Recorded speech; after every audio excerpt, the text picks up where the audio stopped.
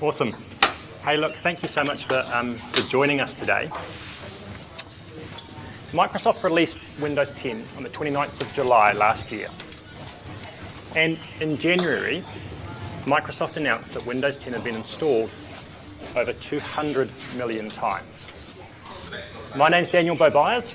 I'm a Microsoft MVP, and I'm practice lead for Datacom's Cloud Consult team. And first thing I want to do is thank everybody for attending the session today in person, and those people that are on the live webcast. Now, on the live webcast, people can be putting in questions in the chat window, and you'll have seen there's a bit of a syntax that they wanted you to use for that. For those people in the audience here, you don't have to send me chat sessions, but if you've got any questions, please let me know as we go along, and we'll have some time at the end to answer questions as well. So those people on the web stream, there's about half an hour at the end of this session where you can ask questions. So what I want to share with you today is how Windows 10 empowers greater productivity, allowing staff to get things done quickly, yet more securely than ever before. And when Microsoft started work on Windows 10, it spent time understanding how the way we work is changing.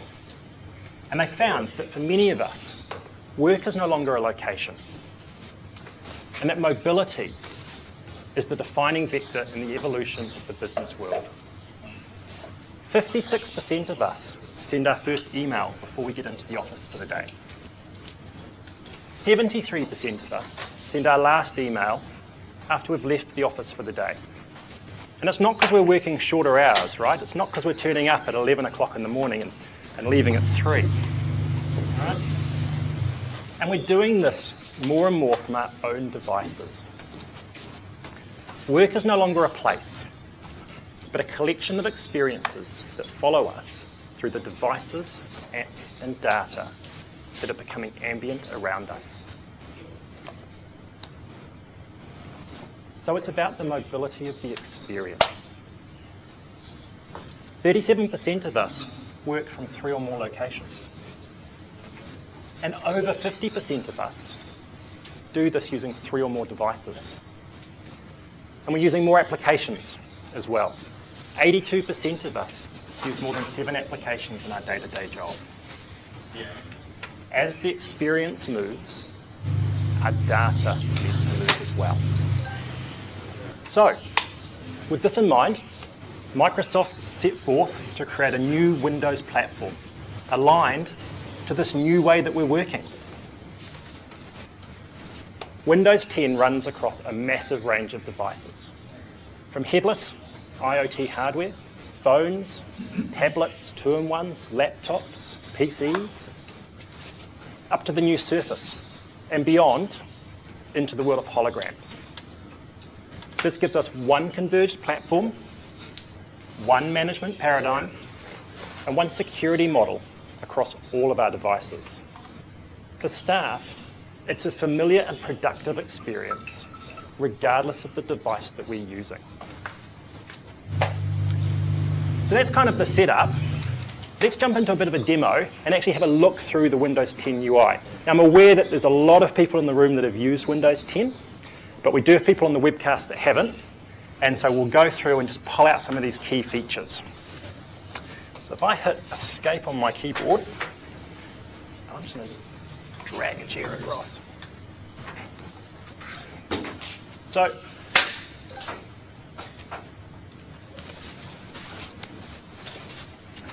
the first thing I want to show is the Start menu. Now, I think we're all familiar with Windows 8. Microsoft did some really radical things. And they got rid of the Start button, and they changed quite dramatically the way that we access applications. And for a lot of staff, this was a really jarring experience. And you put people in front of a Windows 8 device, and they're quite confused as to what they needed to do. And what's the swiping in from the left-hand side of the screen and the right-hand side of the screen? Especially if I don't have a touch screen to be able to do that with, right? So Microsoft listened, and with Windows 10, the Start button's back, and a more familiar experience. So on the left-hand side of our Start menu, we have our more familiar recently used applications. And down the bottom here, we have our all applications. So we can click in and we can see all of the applications that we've got installed on our PC. All right. On the right-hand side of the Start menu, we get these live tiles from Windows 8. And I really like live tiles because they give me a snapshot of the information that I need without having to open the application up. Now, if I look at the weather app here, I haven't had to open the app to be able to see what the weather forecast is for the next couple of days. I can click on the app and I can see more information. But for that quick glance at that information, it's a really handy sort of little feature. And I can resize these tiles as well. Resize. And as I change the size, the information I get changes as well. It adapts to those different sizes. I can also turn off the live feature. If there's an app I don't want to see, I can disable it. So the Start menu's really easy and familiar for staff. And I can also resize that Start menu too. So I can show as many or as few tiles as I want to see for the way that I want to work. So the next thing I'd like to show you is the Action Center. Now we access the Action Center by clicking down here on the little notifications icon, but we can also hit it by going Windows A on our keyboard. For those of you that are used to Windows 8 and like swiping in from the right-hand side of the screen, we can swipe in and it will pop up as well. This is split into two parts. The top of the Action Center is our notification area. Now, Windows 8, Microsoft introduced these badges that pop up on the screen, and invariably you just noticed the badge as it was disappearing and you didn't quite know what it was trying to tell you. So those badges now go into this notification area, so we can click in and we can see that history of what it's been trying to tell us. Down the bottom here are our quick action keys. These are actions which are regular actions that staff might need to take on a device that Microsoft have made as quick and easy to get to as possible. You know, things like flight mode, Wi-Fi. One of the things I like is quiet hours, turning off notifications after a certain time so it doesn't pop up and annoy me. And if I click into my all settings, with Windows 10, Microsoft have released a new settings control panel where they've brought together all of the standard settings that a staff member would change into this new nice clean interface. One of the things I really like is it's got full search. So if I go in here and type colour, it's going to bring up all of the settings for changing my colour. Now, the reason I've gone into colour as an example, when Windows 10 was first released, it had a very clean white on grey colour theme. And looks really nice, but staff that are used to running Windows 7 are used to the active window having a different colour. And Microsoft heard that feedback. So in the November release of Windows, Microsoft have added an option here to show colour on Start, Taskbar and Title Bar. So if we turn that on, we'll see immediately my taskbar's changed. But now if I click on the weather application, that active window comes up with that same colorization. So again, for staff that are used to that Windows 7 feel, we can set these settings to make it a really easy experience moving across. Now I'm going to disable that because I actually quite like the new slightly lighter interface that Microsoft have set up.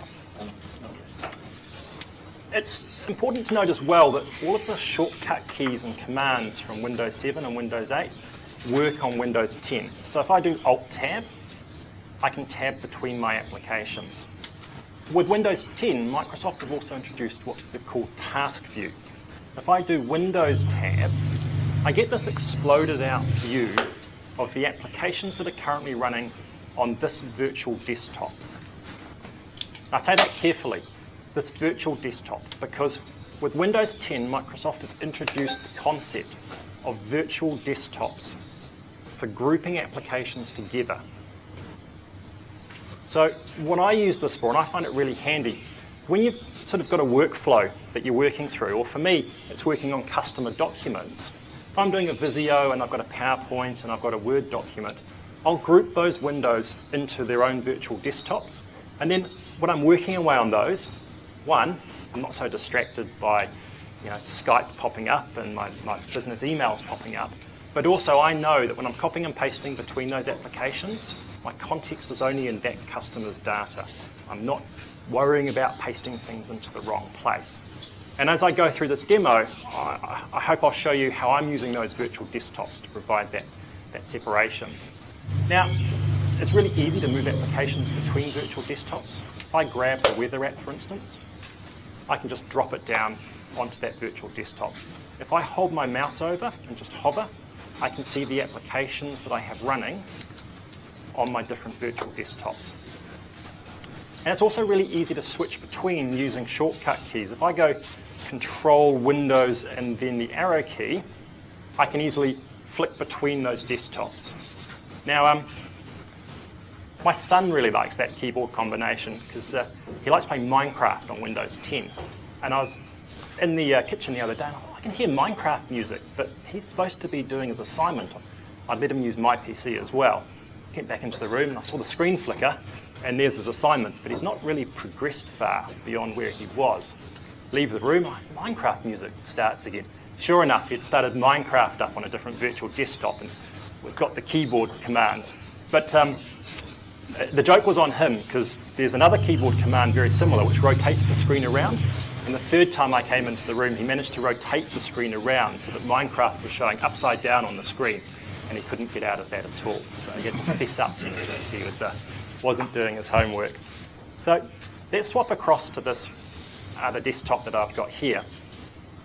I think we're all familiar with snapping windows in Windows 7. If I push this up to the top of the screen, it's going to go out into full screen mode, right? And if I grab this and I put it onto the right-hand side of the screen, it's going to snap to the right-hand side. But Windows 10 is a bit smarter. It says, well, if you've snapped a window to the right-hand side of the screen, you're probably wanting to open something up on the left-hand side as well. So it's going to prompt me and say, well, what application do you want to display on the left-hand side of the screen? So I'll click on the world clock application. That's going to pop up straight away from me. Now, because these are both universal applications, I'm not restricted to just having a middle split with that screen. Those two applications now snap together, and I can change that divide as far across as I want. Now, certain applications will get to a point where they'll go, actually, no, can't let you squish it up any further than that. But it just makes it easier, again, for laying out those screens and for setting it up the way you want to be running it. I'm also not limited to just two applications. If my resolution's high enough, I can do a four-way split of the screen. So again, I can add another application in and it will snap that in there. Now, there's keyboard shortcuts I've been using here as well, the Windows key and the arrow keys to do this, but it's just as easy to do using the mouse and keyboard as well. I've got Edge up on the screen here. One of the things that Microsoft updated with Edge in the November update is we now get these thumbnail views. And if you've got lots of windows open, it's really, tabs open, sorry, it's really handy to be able to look through and find that thumbnail, that tab that you need to get access to. These are also all universal applications. Now, Microsoft introduced universal apps with Windows 8, and the experience was interesting because you had this application that you could run on a phone and on your desktop, which was great, but they kind of existed outside of the space of our desktop. And would open up a universal app, and it would open in a completely different screen. And you go, well, that's a bit useless because I want to be able to have that open and I want to be able to see other stuff. I've lost that desktop. Where's it gone? So with Windows 8.1, Microsoft allowed us to have universal apps on our desktop, but we still couldn't interact with those applications easily. They didn't feel or look the same as our normal desktop applications. So with Windows 10, good news is universal applications look and feel just like a normal desktop application. All of the same things that we're used to doing with them, with a normal desktop app, we can do with a universal application. One of the things that universal apps are really good at is they adjust themselves to the capabilities of the device that they're running on. And the alarms and clock apps are a really great example. You see here, as I increase the size of the screen, the layout changes. Because this app is designed to run on a phone as well, it goes, what's the best layout when I start getting smaller? It doesn't try and squish everything up, or it doesn't mean I've got to scroll along. Microsoft have put some thought into it and gone, how can I lay the screen out better as the screen real estate becomes smaller? And we see that with a lot of Microsoft's applications. So far, I've shown you everything in this demo using a high precision mouse pointer. But what about if I'm using a slightly less precise, reasonably stubby finger? Because it changes things, right? So I'm not lucky enough to have one of those really nice looking devices that they showed earlier. I might steal one on my way out. But what I can do with this device is I can put it into tablet mode. So a couple of things just happened then, right? All of my icons have disappeared from my taskbar, and my application's gone into full screen mode straight away. And when I click on my start menu has now gone into full screen mode. So the operating system has adjusted itself to be easier to use with these slightly less precise pointers that I've got attached to me. And everything sort of spaces itself out. In this mode, it's more designed for consuming information than doing a lot of entering of information. Now, in saying that, I can still do those same activities. If I grab this application, if I swipe down from the top of my screen and push it across the left-hand side, it's going to pop up and it's going to say, well, what would you like to open on the right-hand side of your screen? And I can still get those same split screen views and everything else. So the experience is similar, but it's optimized for the tools I have at my disposal to be able to use that device. Now, I'm going to invite Regan to come up on stage because Regan has an engineering model of the very latest Microsoft phone, and he's going to show us how actually the phone looks exactly the same as the PC now. So this is a Microsoft Lumia 950 phone. There's a 950 and there's also an XL version, which is a little bit bigger. These are one of the latest phones that we've got. They're running Windows 10. This is running a pre-release version of Windows 10, but there are these phones out in the market running the correct version of Windows 10, which does have the features I'm about to show you. So I know Jordana earlier said she loves Hello. Some of you may or may not know what that is. Daniel said that we've got Windows 10 across different devices. The first thing I'm going to do here is start by logging on to this machine with Windows Hello, this phone. So if you have a look at the screen, hopefully you'll see my phone. It says it's looking for me. So when I get close enough and look at it with my eyes, it's recognised me with the camera and it's logged me straight on. So in that case there, I didn't have to put in a PIN, I didn't have to type in a password. It uses some biometrics, some fancy infrared camera and some rest of the stuff. It sees me and it just puts me straight onto the phone. Now Daniel showed you the alarms and clock application before. This is an app that I really love. So here's that same one running on this phone here. As you can see, it's basically looks the same as what it did when Daniel had it on the big screen. When he shrunk it down to be about the same form factor as the phone.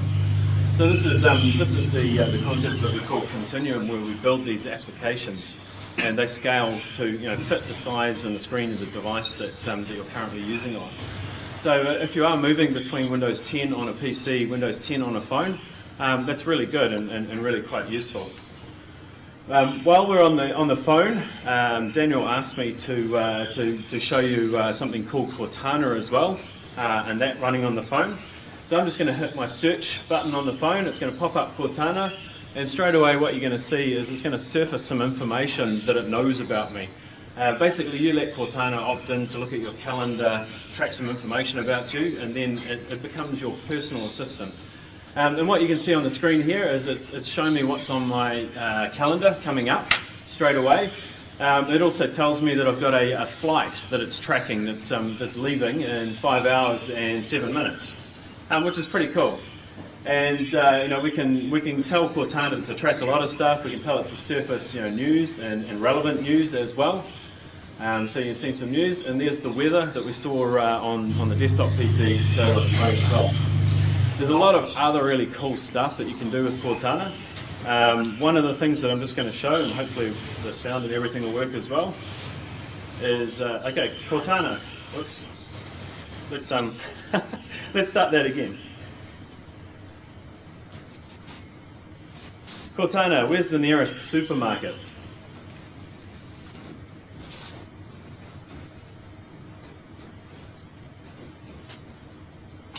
Okay, so the sound is not working for some reason, but it did come up and show me some of the nearest supermarkets. So you can see it's pointed them, it's drawn them on the map, and then I can just click on one and it'll bring it up and tell me a little bit more about that, and even give me some directions and then transfer me into the map as well. Still haven't got any sound? No, we haven't. Okay.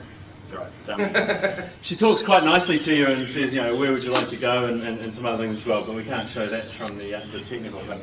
But we were talking about Continuum before. We were talking about seeing that alarms and clock app running on the phone. We saw it running on the Windows desktop, and it was basically the same app. We can also see the calendar running, and it's the same app as well. And when I rotate the screen on the phone, you'll see it takes on a different view because it knows that it's a different orientation screen layout. So now I can see a week view. Once again, the same as what we do on the PC.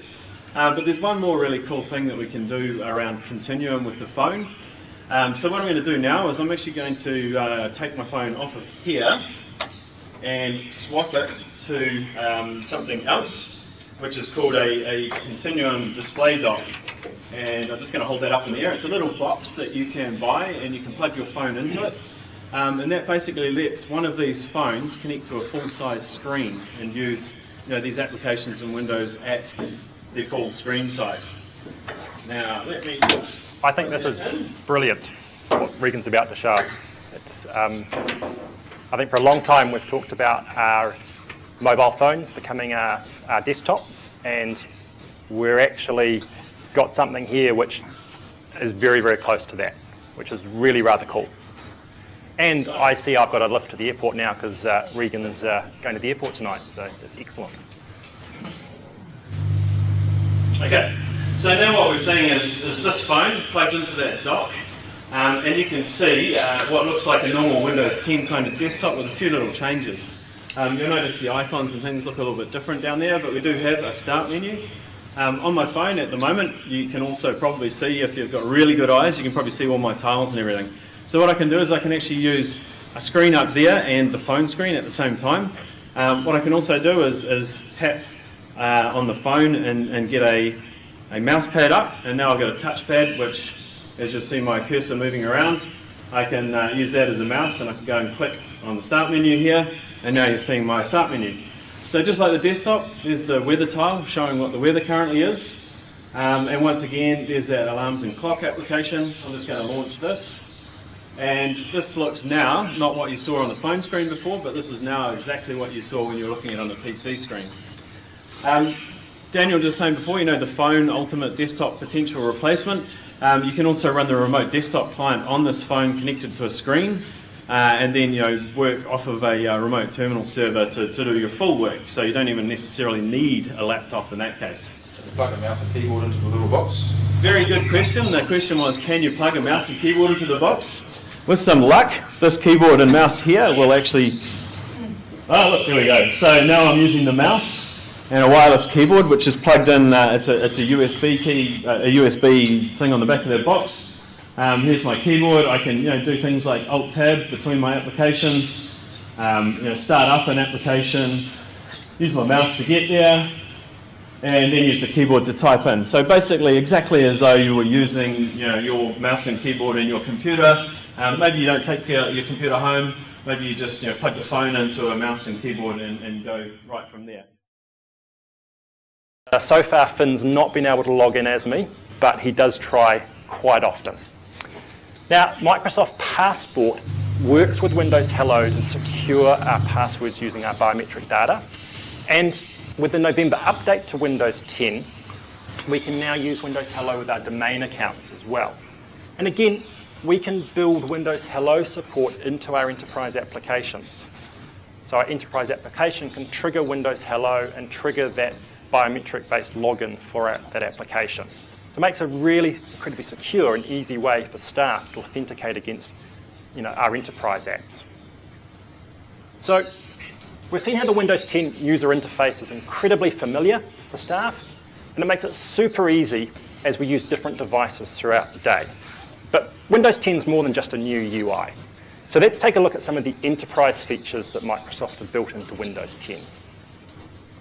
And the first feature I want to talk about is Windows Update for Business. Now, Microsoft coined a new term when they released Windows 10. They came up with this Windows as a Service. And the messaging that Microsoft used was for us to expect frequent feature updates to be released for this new converged Windows platform. And they said it's just the same way as software as a service applications, SaaS applications. We see lots of frequent updates for those. Expect to see the same for this new Windows platform. And in November last year, Microsoft delivered on this promise, and the Threshold 2 build of Windows 10 was released. Now, Windows Update for Business is the name that Microsoft's given to the functionality that lets businesses control the flow of updates they receive for Windows 10. It kind of helps to understand how this all sort of hangs together.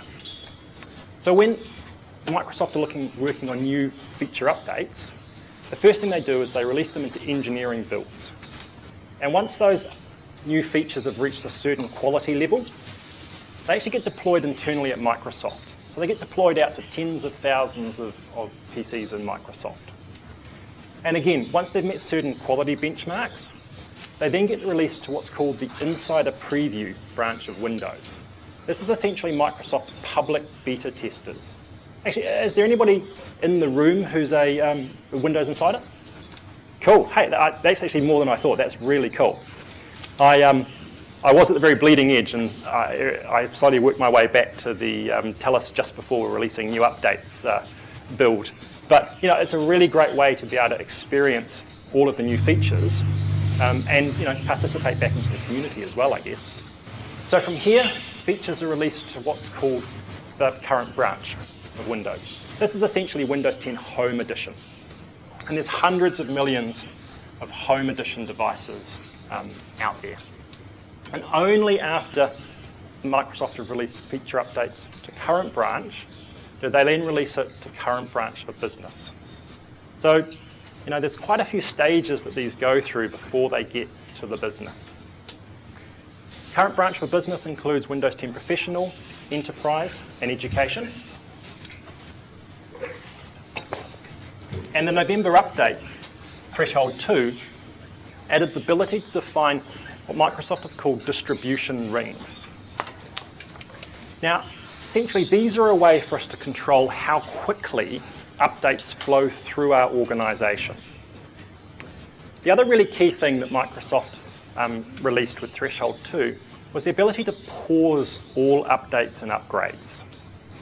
Now, I think that's really key because there are certain times during the year where every organisation sort of hits that point where they go, I've got a really major sales event on this week. I don't want updates happening.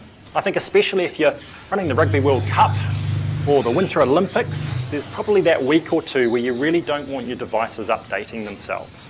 So with Threshold 2, we have the ability to do that now. So how do we change these settings? But doesn't WSUS do that anyway? Because I've got Windows 10 devices that I've just plugged into WSUS and absolutely pushed out like yep. that. So yeah, so that's something different you're talking about, though. That's right. So Windows Update for Business is essentially for organisations that don't have WSUS and don't want to have the WSUS infrastructure in place. Right. This is everything we're talking about here, and I'll talk about the group policy settings in a minute, are all done on our Windows 10 devices. So we have no other infrastructure we have to put in place, and none of the approval process. So yeah, absolutely. It sort of sits in that gap between putting in a WSUS server or going CCM or some of the other technologies out there. Right. So Microsoft loves group policies. So to be able to configure these Windows Update for Business settings, it's a group policy object. And there's three things we can do essentially.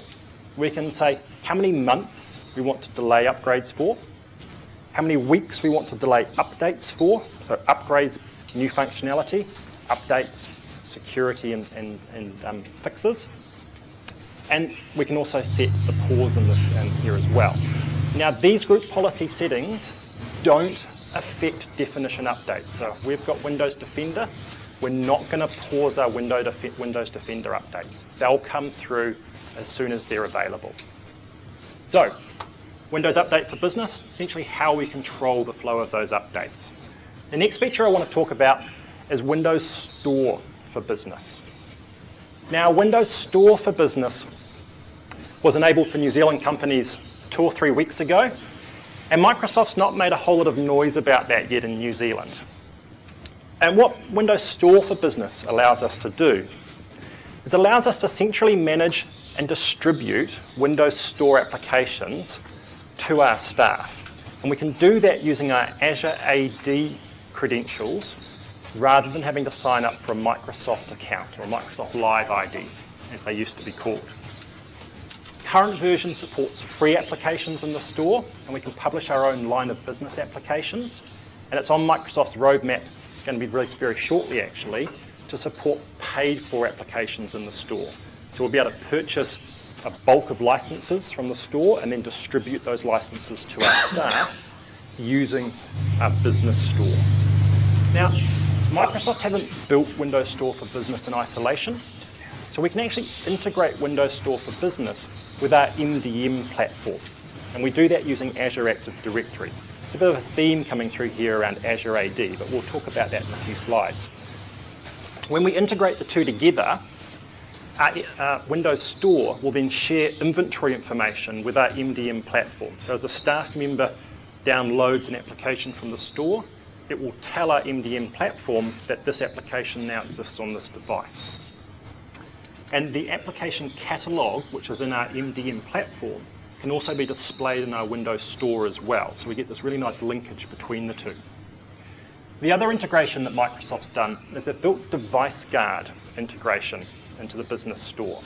So, what's Device Guard?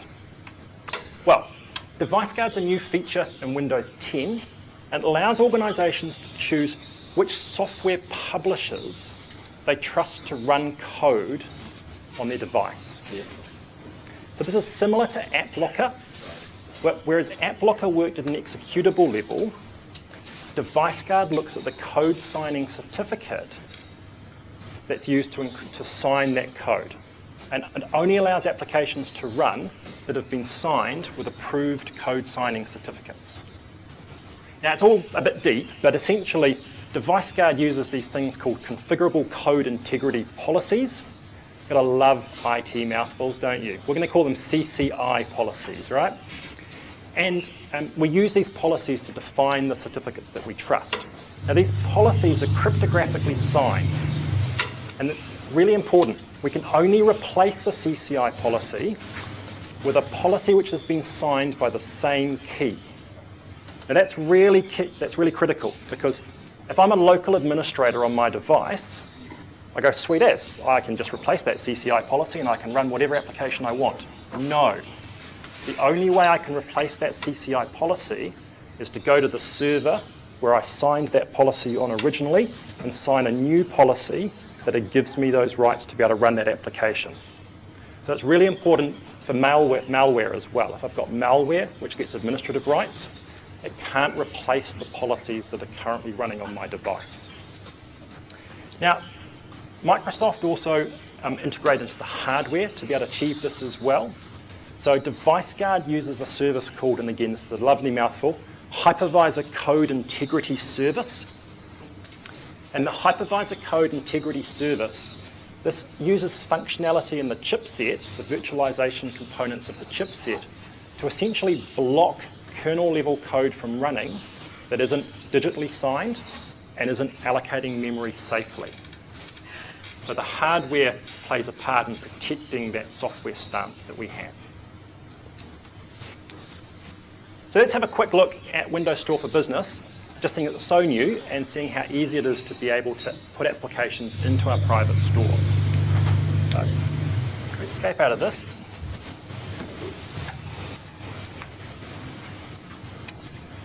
And go across to desktop 3. That's It's not popped up.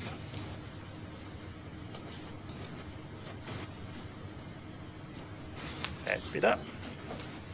Okay, so I've logged into my Windows Store for Business, and the first thing I've done is I'm in my inventory.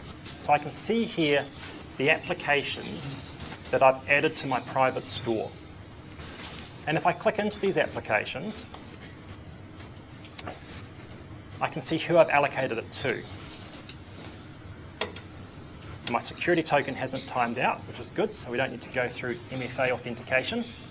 And we can see here that I've assigned this application to my Daniel-admin user. If I click on Daniel, I can reclaim that license back as well. So really easy to be able to see who's I've assigned applications to, and also who's downloaded applications from the store as well. So we'll just go back to my inventory. And as I scroll down, you can see here that these applications are in my private store, but the company portal's not in my private store. So I can choose to take applications out of Windows Store and assign them to staff, but not necessarily make them visible in my private store. Because if they're visible in my private store, staff can go in, they can browse for them, and they can download those applications. So I've got a few choices there around that. If I want to add an application to my store, it's really as simple as just clicking into my store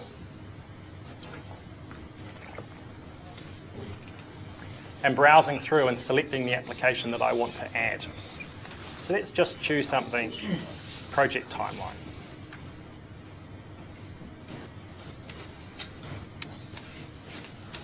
So this is when I really hope that all of Microsoft don't try to download things off the internet at the same time. We go Get App, and it's going to pop up with a couple of options for me. So I can choose to add the application to my private store, I can choose to assign it, or I can distribute it later. Essentially just secure it for me, but I'll figure out who I'm going to give it to later on. Now when you add an application to your store, it does take at the moment a couple of hours for it to appear. So if you are wanting to have a play with this, it's all right, nothing's broken. It will take an hour or two for it to process through and become available in your private store. If we go into settings, I talked about Device Guard. So we can go in here, and if we're already running Device Guard within our organization, we can upload our current Device Guard policies into the store. But we can also download pre-made policies that will start working with the store straight away. One of the things I really like is we can invite publishers to submit applications directly into our store. So if we're working with an app developer and they've got a Dev Center email address, we can essentially send them an email invite and allow them to be able to submit applications directly into our store. So it makes it really easy to be able to get applications in there. I talked about integrating with our MDM platform. So it's interestingly named. It's called Management Tools. We can see in here, it's looked into my Azure Active Directory, and it said, oh, you've got Intune in your Azure Active Directory. We can integrate those two together. So I can go and activate that if I wanted. And the last one I'll just pull up in here is offline licensing. So with our application catalog in our MDM, not all of those applications are potentially licensed, what Microsoft call online. They may need a license file distributed to the app. So we can choose whether we show those applications in the store, because when a staff member downloads an application that has to be licensed offline, they may not be able to use it straight away. There's other tasks that are required. So we can choose to show those and just be aware that if a staff member downloads it, they might not be able to use it straight away, but it's there. Or we can say don't show those because the user experience not so hot. So what does this look like from a staff member's point of view? So if I jump across to here, oops. So when they open up the store application, they get a new option appearing at the top there. My one's bobuyers.co.nz. And if I click into that, and yep, I'm showing you some screenshots, but you'll get the feel. I can see all of the applications which are available in my company store. I can click on those and download them. Still get all the same search and everything else. So it's a really familiar and easy way to be able to get these applications. And the way I look at it, it's a great way to be able to say, here's a bunch of applications that generally we endorse, that you may want to use. They're productivity applications, but you go in and choose the ones that work for you. So,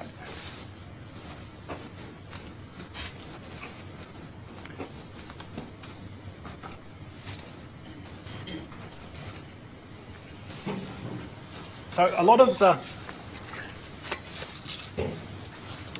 the glue that kind of makes applications on the internet be able to talk to each other is this identity control plane. And this is Azure Active Directory is really the tool that Microsoft uses to tie all of their cloud applications together. So the next thing I want to talk to you about, and Regan hinted at it, is Azure AD Join. But before I do that, how many people in the audience have had a play with Azure Active Directory? A couple. Cool. All right. So my next slide's on topic, which is good. So Azure Active Directory. It's our cloud-based identity store. And in the same way as our Active Directory is our on-premises identity store. And Microsoft's provided the capability to share identity information between our on-premises Active Directory and our Azure Active Directory. This essentially allows us to extend our on-premises identity control plane into the cloud. Now, Windows 10 takes that one step further. With Windows 10, we can join our Windows 10 device directly to Azure Active Directory. We can, in just the same way as we do an on-premise domain join with our current devices. So this is great for devices that exist outside of our network.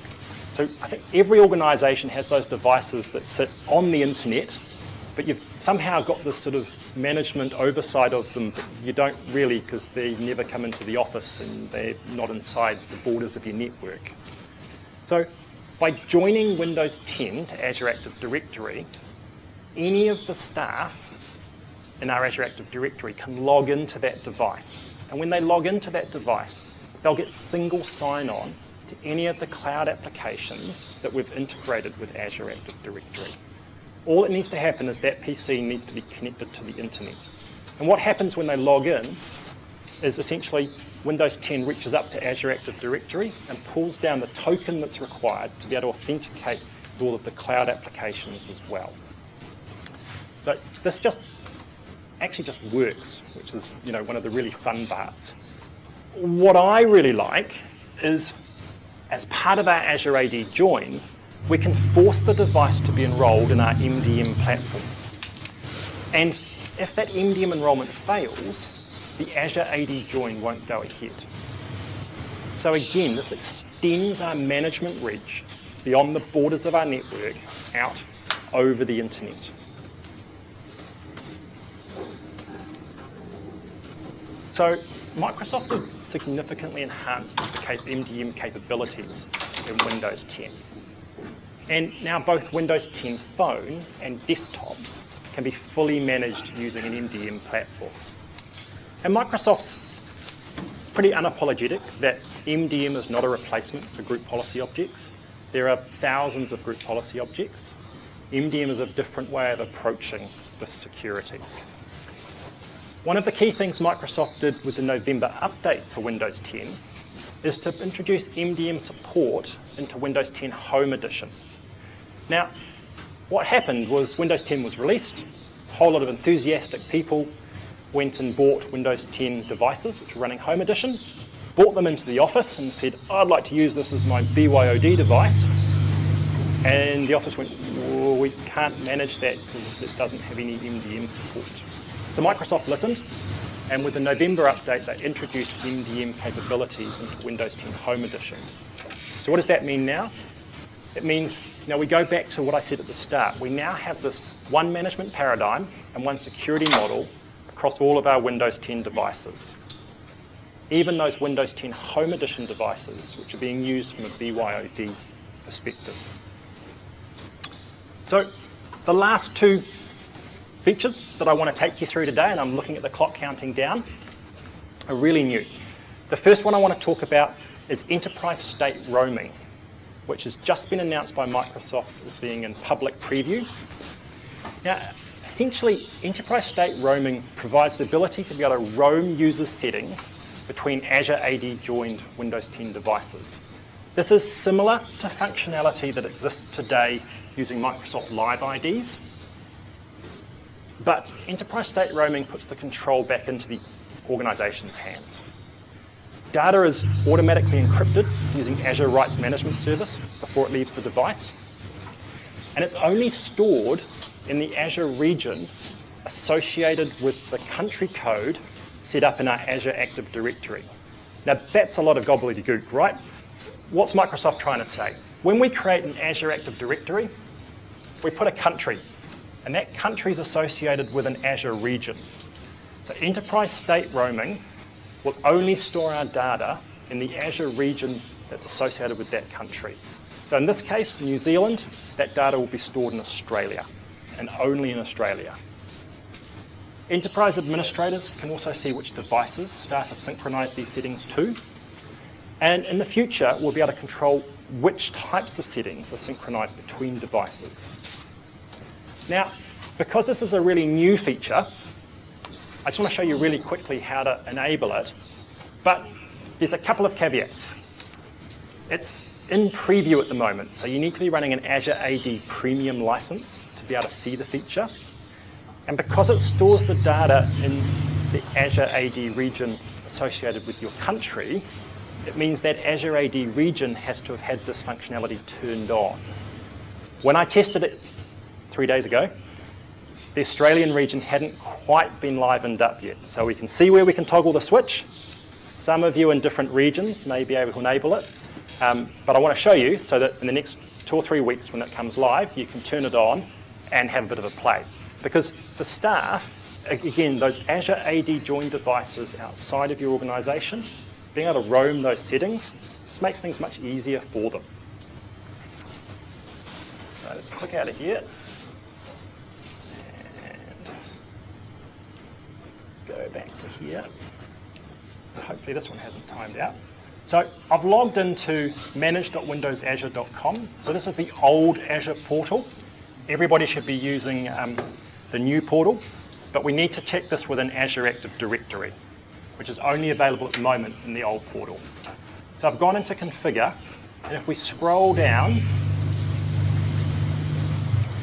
we get to our devices section, and we get this new setting here. Users may sync settings and enterprise data. So we can choose to enable this for all staff, or what I like to suggest is enable it for a couple of staff and test it out first of all. Get comfortable with it yourself before you open it up to everybody. Now, I'm not going to turn that on because it will just bring up a bit of an error message for me, but this is where you go to be able to enable it and have a bit of a play. So let's jump back.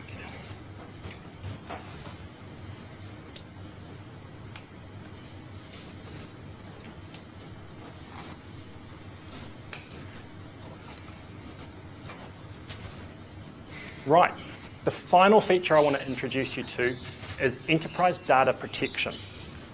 Now, Enterprise Data Protection's scheduled for release later this year, so it's not quite here yet, and it's going to provide the ability to be able to selectively encrypt and protect corporate data that's stored on our Windows 10 devices. So this is really, really key, because it's going to work at a file level, not at a volume level. So there's a couple of things that this means. One, if a staff member picks a file up off their device and puts it onto removable media, or emails it, or uploads it to cloud storage, which is actually the most likely, the file stays protected because the file's encrypted, not the volume that it's sitting on. The other thing is we can separate our corporate data and our staff members' personal data. At the moment, if a staff member brings a device and we want to protect our corporate data, we need to encrypt their device. We need to BitLocker it. And we end up encrypting their files as well, and we have all these fun things when a staff member wants their device back, we have to decrypt that, or do we decrypt that? And you've removed the key and now my data's gone as well. This cuts through all of that and just says, no, we're protecting our data. You can do what you want with yours. That's no problems at all. Microsoft have also announced that Enterprise Data Protection will incorporate rights management functionality. So we'll be able to essentially state policy as to whether our staff can copy information in and out of those files and to what other applications. So I'm really quite looking forward to this feature. I think it's going to be really quite exciting. So, looking at the clock, to sum up, click through this.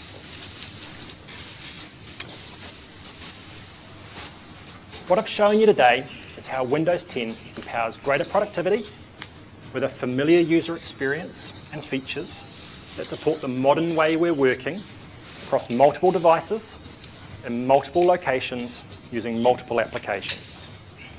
And for those of you that have not upgraded to Windows 10, my call to action is upgrade to Windows 10 today. What's stopping you?